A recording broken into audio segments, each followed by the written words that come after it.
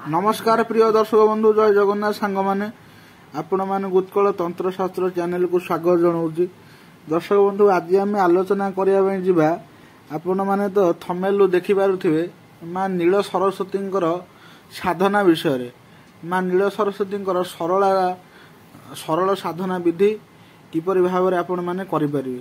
दर्शक बंधु माँ सरस्वती रूप बहुत प्रकार अच्छी जहाँ कि माँ नील सरस्वती कहुए महासरस्वती कहुए आउ सरस्वती सौम्य रूप आपण सरस्वती कहले वैदिक सरस्वती की बुझाए नील सरस्वती कहले तांत्रिक सरस्वती की बुझाए जहाँ कि तांत्रिक माने पूजा करती।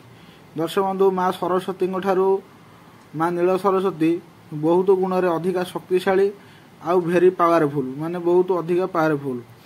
यही साधना कौ माने करें ना जो माने विद्यारे जो माने विद्यार्थी माने जो माने छात्र माने विद्या पढ़ुचंदी पाठ पढ़ुचंदी पाठ मन रहुना स्मरण शक्ति रहुना मन जो मानकर विभिन्न प्रकार परीक्षा रे फेल होउचंदी से माने ई साधना करि परिबे।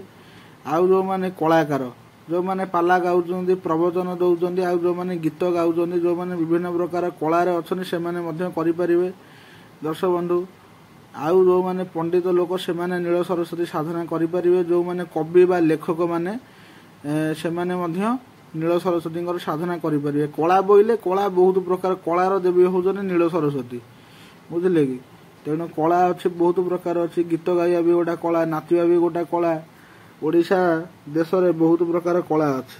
तेणु माँ को आप कला संस्कृतिर देवी हूँ माँ सरस्वती माँ नील सरस्वती जदि आप धरवे माँ को आशीर्वाद मुक भी कथा कहीपर पंगु भी गिरी लंघि पार आपण मान तो बेसी अधिक कहवा को चाहूनी तथापि गोटा उदाहरण स्वरूप मु कवि कालिदास कथा कहूँ पंडित कालिदास आ सारला दास कथा कहूँ अल्प बहुत करी आपण माने जानती से माने किभली भाव में माँ को आशीर्वाद लाभ करी कवि अबा पंडित होती। नील सरस्वती साधना जो मानकर कथा कहबारे शालीनता ना शैली ना आ जो मानकर कथार जोटा अट्राक्शन जोटा वचन आट्राक्शन देखिथिबे किछि किछि लोक अछंती तांको कथा कहबार शैलीटा टिके अलग कथार गोटे आट्राक्शन थाए माने तांको कथारा शुणिकी आपण खुशी होइजिबे। तेणु गोटा कथा है वचनटा मधुर माने बाणीटा मधुर जो मानकर हो नहीं से माने माँ नील सरस्वती साधना करें। कहीं माँ सरस्वती स्थान होउची माँ सबुबले मनुष्यर कंठरे विजय करती बुझिपाइले कि सब माँ कंठरे विजय करती। आउ जो मानकर कौन होउची ना एटा को साधना करिवार मुख्य उद्देश्य होउची गोटे जिनिस पांडित्य। माँ जदि चाहिए माँ जदि दया करेंगे ताहले आपण एते पांडित्यर अधिकारी हेबे एते ज्ञानर अधिकारी हेबे जे ज्ञानर गंता घर आपण होइबे। माँ को दयारु केते बड़ बड़ मूर्ख माने पंडित होइचंती। दर्शक बंधु जो माने वाक्य सिद्धि माँ सरस्वती साधना करा जाए माने वाक् सिद्धि माँ सरस्वती दया हेले मनुष्यर वाक्शुद्धि हो जाए। मनुष्य एते पंडित हुए एते कविता जिते बड़ बड़ कवि थांतु ना कहीं आपण माने देखिथिबे जिते बड़ बड़ कवि थांतु ना कहीं समस्ते माँ सरस्वती पूजा करती माँ उपासना करती जिते बड़ बड़ पंडित मान को देखुंती समस्ते माँ सरस्वती माने भक्त। आउ जो मानकर वाक्सिद्धि माने कौन आपण जोटा कहीदेवे सेटा सांगे सांगे हो जोटा कहीदेवे सेटा फलीजिव कहीं माँ सब मनुष्यर कंठरे बा जिभ अगरे बसी था जिभाग्रे बसी था तेणु बसला माने कौन हम ना आप जो कथाटा कहीदेवे माँ का आशीर्वाद सेटा फलित हो वाक्सिद्धि कहुए। सरस्वती साधना मुख्यतः वाक्सिद्धि आउ जो मानकर मुख्यतः स्मरण शक्ति रोना मन रोना जो मानकर टिके पॉजिटिव एनर्जी खूब कम अच्छी माइंड गोटे जगह स्थिर रोना सब विचलित लगुच बोरिंग लगुच से माने नील सरस्वती साधना करें। दर्शक बंधु साधनाटी कौन केमती करेंगे ना काली 2 तारिख अच्छी काली माँ सरस्वती श्रीपंचमी 3 तारिख दिन श्रीपंचमी रोचे किंतु 2 तारिखटा आमर पालनीय 3 तारिख दिन किछि लोक पालन करुछंती।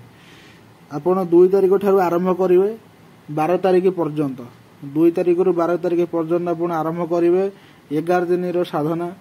दर्शक बंधु साधनार समय हूँ 12टा राति आरंभ करेंगे साधना 12टा रु 3:30 भितर साधना हम ଆଉ 11:30 ବେଳକୁ ଆପଣ ପୂଜା ସ୍ଥାନରେ ପୂଜା ମଣ୍ଡପରେ ବସିଯିବେ, ସବୁ ରେଡି କରିକି 11:30 ବେଳୁ ବସିଯିବେ। 12ଟା ବେଳରୁ ସାଧନା ଆରମ୍ଭ ହେବ। ରାତି 12ଟା ବେଳୁ ପ୍ରଥମେ କ'ଣ କରିବେ, ପୂର୍ବ ଦିଗକୁ ମୁଖ କରିବେ। ପୂର୍ବ ଦିଗକୁ ମୁଖ କରିବେ, ମାଙ୍କର ମୁହଁ ହେବ ପଶ୍ଚିମ ଦିଗକୁ, ଆପଣ ମାଙ୍କ ଆଡ଼କୁ ମୁଖ କରିବେ ପୂର୍ବ ଦିଗ। ସାମନାରେ ଏକ 16 ପାଖୁଡ଼ା ପଦ୍ମ କାଟି କରି ତାପରେ କ'ଣ କରିବେ, ଗୋଟା ପିଢ଼ା ନହେଲେ ଖଟୁଲି ରଖିବେ। ଧଳା କିମ୍ବା ନୀଳ କଲର ବସ୍ତ୍ର ପକାଇ ସାରିଲା ପରେ ମା ନୀଳ ସରସ୍ୱତୀଙ୍କର ଫଟୋକୁ ସ୍ଥାପନା କରିବେ। ଚନ୍ଦନ ସିନ୍ଦୁର ମାଙ୍କ ମସ୍ତକରେ ଦେବେ, ଅଗୁରୁ ସ୍ପ୍ରେ କରିବେ। କରିସାରିଲା ପରେ ଫୁଲହାର ମାଙ୍କୁ ଦେବେ, ମାଙ୍କୁ ବସ୍ତ୍ର ପିନ୍ଧେଇବେ। ଆଉ ଲାଲ କଲର ନହେଲେ ନୀଳ କଲର ଓଢ଼ଣୀ ମାଙ୍କୁ ଦେବେ। ଆଉ ଯେଉଁଗୁଡ଼ା ସିଙ୍ଗାର ସାମଗ୍ରୀ ଯଦି ଚାହିଁବେ ଦେଇପାରିବେ, ଯେମିତିକି କଳା ଆଉ ଅଳତା, ମାଙ୍କ ସାମାନ ଚୁଡ଼ି, କୁକୁମ ଇତ୍ୟାଦି ଯଦି ଚାହିଁବେ ମାଙ୍କୁ ଦେଇପାରିବେ। ଆପଣ କ'ଣ କରିବେ ନା 3ଟି ପାନ ରଖିବେ। ଗୋଟେ ପାନରେ ମାନେ ଚାଉଳ ପୁଞ୍ଜି 3ଟା ଦେବେ, ଅରୁଆ ଚାଉଳର ଅଷ୍ଟଗନ୍ଧ ମିଶାଇବେ। ଗୋଟେ ପୁଞ୍ଜି ଦେବେ ଗଣେଶଙ୍କ ନାଁରେ, ଗୋଟା ଭୈରବଙ୍କ ନାଁରେ, ଗୋଟା ସରସ୍ୱତୀଙ୍କ ନାଁରେ। 3ଟି ଉପରେ ଗୋଟା ଗୁଆ ରଖିକି ବେଲପତ୍ର ଦେଇକି ଫୁଲ ଦେବେ। ଫୁଲ ହେବ ଲାଲ କଲର ମନ୍ଦାର ଫୁଲ ଦେଇପାରିବେ, ନୀଳ କଇଁ ଦେଇପାରିବେ, ନୀଳ ଅପରାଜିତା ମଧ୍ୟ ଦେଇପାରିବେ। ବୁଝିଲେ କି? ବାମ ପଟରେ କଳସ ବସିବ, ପଞ୍ଚାମୃତ ଭୋଗ କରିବେ। ଯେଝା ଯେଝା ଉପଚାର 5 10 କିମ୍ବା 16 ଉପଚାର ଆପଣମାନେ ପୂଜା କରିପାରିବେ, ଯିଏ ଯାହା ଚାହିଁବେ। କିନ୍ତୁ ଦର୍ଶକ ବନ୍ଧୁ, ଏଟାକୁ ଆସନ ଯଦି ଧଳା କରିବେ ସବୁ ଧଳା ହେବ, ଯଦି ନୀଳ କରିବେ ସବୁ ନୀଳ ହେବ। ରୁଦ୍ରାକ୍ଷ ମାଳା ନହେଲେ ସ୍ଫଟିକ ମାଳାରେ ମନ୍ତ୍ର ଜପ ହେବ, ପ୍ରାଣ ପ୍ରତିଷ୍ଠିତ ହୋଇଥିବା ଦରକାର। ଦର୍ଶକ ବନ୍ଧୁ, ମନ୍ତ୍ରଟି ହେବ ଦୈନିକ ହେବ 11 ମାଳା। ମା ସରସ୍ୱତୀଙ୍କ ମନ୍ତ୍ର ଦୈନିକ 11 ମାଳା ଜପ କରିବେ।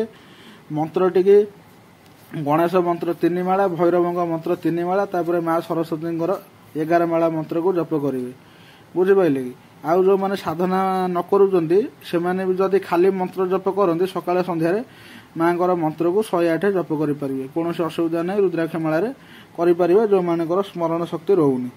ଆଉ ମା ସରସ୍ୱତୀଙ୍କ ପାଖରେ ଯାହା ଭୋଗ ଲଗାଇ ପାରିବେ, କ୍ଷୀରି ଲଗାଇ ପାରିବେ, ଖେଚେଡ଼ି ଲଗାଇ ପାରିବେ, ପଞ୍ଚାମୃତ ଲଗାଇ ପାରିବେ, ଡାଳିମ୍ବ, କଦଳୀ, ସେଉ, ନଡ଼ିଆ ଇତ୍ୟାଦି ସବୁ ମାଙ୍କର ପ୍ରିୟ ଭୋଗ ହେଲା। ଭୋଗରେ ସେମିତି କିଛି ଅସୁବିଧା ନାହିଁ। ଆଉ ସାଧନା ସମୟ ସବୁବେଳେ ଗୁପ୍ତରେ ରଖିବେ।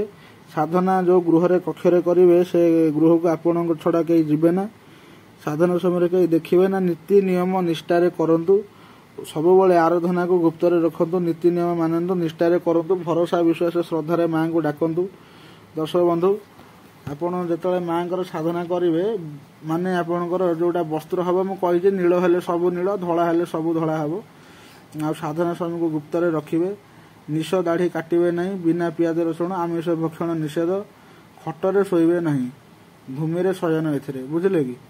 ଆଉ ମା ଆପଣଙ୍କୁ ସ୍ୱପ୍ନରେ ଦେଖାଦେବେ, କୌଣସି ଏକ ବୁଢ଼ୀ ରୂପରେ କିମ୍ବା କୌଣସି ପ୍ରକାର ହେଉନା କାହିଁକି ସ୍ୱପ୍ନରେ ଆପଣଙ୍କୁ ଦେଖିକି ସୁନ୍ଦର ଛୋଟ ଝିଅ ରୂପରେ ହେଉ, କି ମା ଯଦି ନିଜେ ଡାଇରେକ୍ଟ ଦେଖାଦେଲେ ତାହେଲେ ଆହୁରି ଭଲ। ଆଉ ଆପଣ ସେଇଭଳିଆ ସାଧକ ହେବା ପାଇଁ ହେଲେ ପଡ଼ିବ, ଯେଉଁମାନେ ସେଭଳିଆ ସାଧକ ସେମାନଙ୍କୁ ଡାଇରେକ୍ଟ ପ୍ରତ୍ୟକ୍ଷ ଦର୍ଶନ ଦିଅନ୍ତି। ମୁଁ ଏଠାରେ 41 ଦିନର ସାଧନା ଦେଉନି, ମୁଁ ଦେଉଛି ସାଧନା କେବଳ ଆମର ମାଙ୍କର ଦର୍ଶନ ଆଉ ବାକ୍ସିଦ୍ଧି ହେବା ପାଇଁ, ବାଣୀ କ୍ଷେତ୍ର କଳା କ୍ଷେତ୍ରରେ ଆପଣ ପାଣ୍ଡିତ୍ୟ ଲାଭ କରିବା ପାଇଁ ଦେଉଛି। ସମସ୍ତେ କରିପାରିବେ, ଅସୁବିଧା କିଛି ନାହିଁ। ମନ୍ତ୍ରଟି ଚ୍ୟାନେଲ ସ୍କ୍ରିନରେ ଦେଖିଦେଇଛି। ଗଣେଶଙ୍କ ମନ୍ତ୍ର ହେଉଛି ଓಂ ବକ୍ରତୁଣ୍ଡାୟ ହୁଂ ଫଟ ସୁହା। ଆଉ ଭୈରବଙ୍କ ମନ୍ତ୍ର ହେଉଛି ଓಂ ହଂସେ ହର୍ଷ କରି ହଂସେ ସୁହା। ସରସ୍ୱତୀଙ୍କ ମନ୍ତ୍ର ହେଉଛି ଓಂ ହ୍ରିଂ ହ୍ରିଂ ସ୍ତ୍ରୀଂ ସ୍ତ୍ରୀଂ ହୁଂ ବିଦ୍ୟାଦାୟିନେ ନୀଳ ସରସ୍ୱତୀ ହୁଂ ଫଟ ସୁହା। ଏଇଟା ହେଉଛି ମା ସରସ୍ୱତୀଙ୍କ ମନ୍ତ୍ର ହେଲା। ଆଉ ଭଲ ଭାବରେ ଆପଣ ଚ୍ୟାନେଲ ସ୍କ୍ରିନରୁ ଦେଖିକି ଲେଖନ୍ତୁ, ଶୁଣନ୍ତୁ। ଯଦି ନ ବୁଝିପାରୁଛନ୍ତି କଲ୍ କରିକି ଆପଣ ପଚାରନ୍ତୁ। ଆଉ ହାତରେ ତ ବେଶୀ ସମୟ ନାହିଁ, କାଲି ରାତି 12ଟାରେ ଆରମ୍ଭ କରିବେ ସାଧନାଟି। ଦର୍ଶକ ବନ୍ଧୁ, ନହେଲେ ଆପଣ କାଲି ଯଦି ଆରମ୍ଭ କରିବେ ରାତି 12ଟାରେ ଆପଣ ସାରିବେ କେଉଁ ଦିନ? 12 ତାରିଖ ଦିନ। ଯଦି ପହରଦିନ ଆରମ୍ଭ କରିବେ 3 ତାରିଖରେ ତାହେଲେ ଆପଣ ସାରିବେ କେତେ ତାରିଖରେ? ନା 13 ତାରିଖରେ। ଯାହା ଆପଣ କରିପାରିବେ, କିଛି ଅସୁବିଧା ନାହିଁ। କାହିଁକିନା 2 ଦିନ ରହୁଛି ଶ୍ରୀପଞ୍ଚମୀ। ଦର୍ଶକ ବନ୍ଧୁ, ଯେଉଁଦିନ ଲାଷ୍ଟ ଦିନ, ଯେଉଁଦିନ ଶେଷ ଦିନ, ସେଦିନ କ'ଣ କରିବେ ନା ଏଇ ଯେଉଁ ମନ୍ତ୍ର ଓಂ ହ୍ରିଂ ହ୍ରିଂ ସ୍ତ୍ରୀଂ ସ୍ତ୍ରୀଂ ହୁଂ ବିଦ୍ୟାଦାୟିନୀ ନୀଳ ସରସ୍ୱତୀ ହୁଂ ଫଟ ସୁହା, ଏଇ ମନ୍ତ୍ରରେ 108 ଆହୁତି ଦେଇଦେବେ। ବୁଝିଲେ କି? ଆଉ ଆସନ ଶୁଦ୍ଧି, ସୁରକ୍ଷା ଘେରା, ଦେହ କିଳନ ଇତ୍ୟାଦି ଏଗୁଡ଼ା ସବୁ ହେଉଛି ଆପଣଙ୍କ ପାଇଁ ଗୁରୁତ୍ୱପୂର୍ଣ୍ଣ। ସାଧନା କରିବା ପୂର୍ବରୁ भक्ति विश्वास करतु चैनल टी लाइक सब्सक्राइब करदे रही जय जगन्नाथ नमस्कार दर्शक बंधु।